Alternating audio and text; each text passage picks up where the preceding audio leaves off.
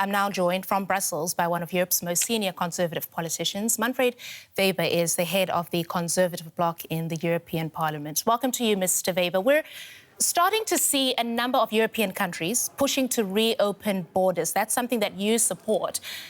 But is that not putting profit before public safety? Public safety is always first, so that is the main message still in the European Union. But we see in the last weeks already that on national levels the numbers are going down, thanks to the positive behavior and development on national level.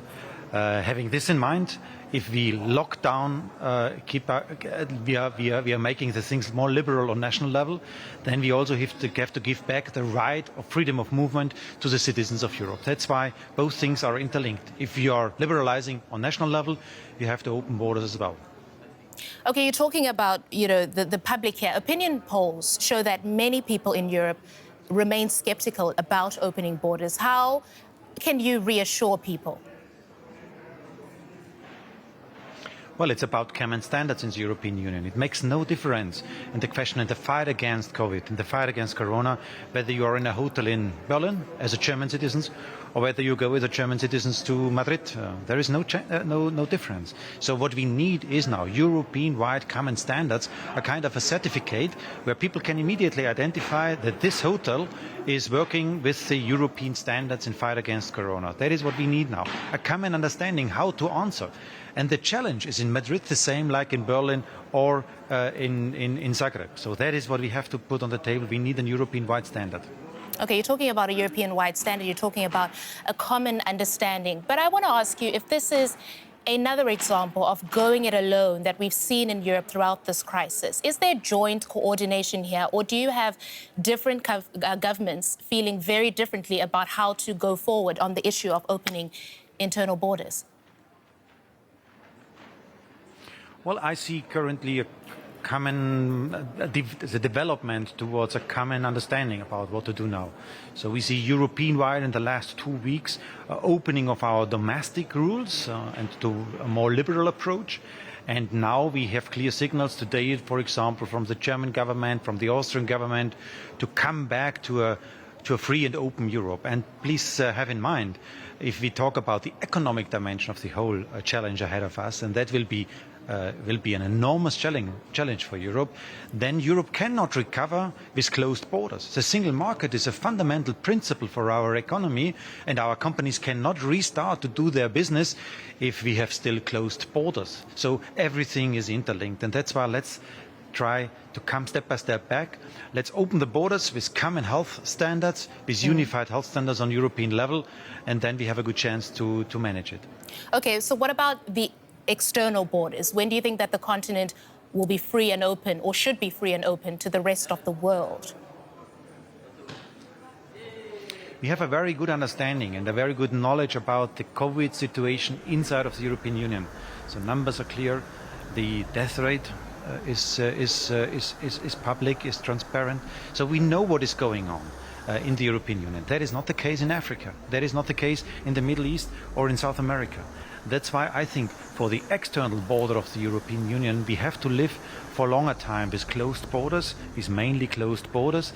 And probably we need, first of all, medicine, an answer towards the coronavirus before we can really open all borders to the European Union.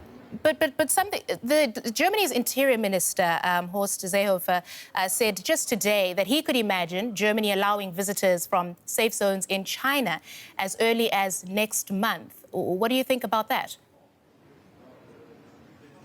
A surprise for me, having this in mind, because China is the place where the coronavirus started. So that's why step by step, and what I fully understand and what we fully support is to make it on a risk assessment base. So if we have a proper risk assessment, and if regions can really, or nations or states can really prove that they are not a problem anymore, that they really contributing more to solutions, that the infection rate is not so high in these countries, then I think we can open borders.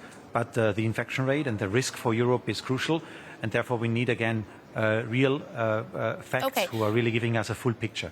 That is the situation in Europe today.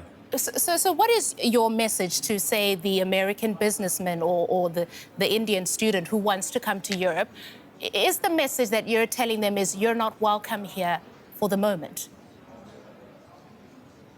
Everybody is welcome. Europe is an open continent, and we are a partner for everyone. We want to work together strongly with the rest of the world when it is about our challenges of the future. But currently, again, we have not a proper overview about the risks in corona terms globally, and that's why we must be fact-based. That is what we do. We do this in Europe again. I underline this again. We have countries who have not opened the lockdown already, like others did in Europe. Having this in mind, this is a flexible mechanism to open borders. If you have to guarantee that you have corona under control on national level, then you can open borders. And that is in Europe the case, and that is also externally the case. Mr. Weber, just more broadly, freedom of movement has been central to the European project. What lasting impact will these lockdowns and border closures have? I mean, after all, beyond the tourism, people's lives have been impacted. Exactly, we lost some freedom, we lost some rights of the Europeans, which we achieved in the last decades in Europe, and that's why it's fundamental. I don't allow that national rights, which are guaranteed by your constitution, are seen as higher rights, as more important rights for the citizens.